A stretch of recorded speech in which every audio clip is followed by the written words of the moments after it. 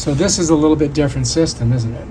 So you see that? I think I can stick a screwdriver like in that, right there, and that will hold it from turning. You follow me? Okay, so I'm just going to switch this around again, like this. Oh God, it's so heavy. It's really heavy in the back.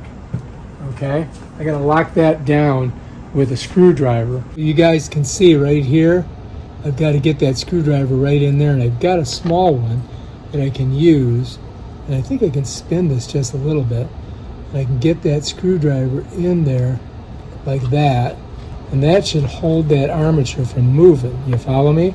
I'm going to lock it down like that, and then I can get up front with my impeller and screw it on. All right, so here's our impeller. So we got to put this on. It's brand new.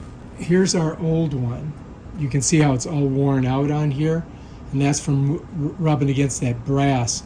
I think that's what was giving us that massive noise. So I'm putting that screwdriver up in there like that. And now I've got to get the impeller on the front.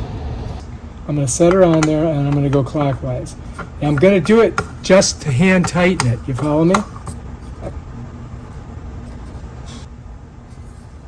And I'm just going to go until it's tight. And I'm holding the armature in the back.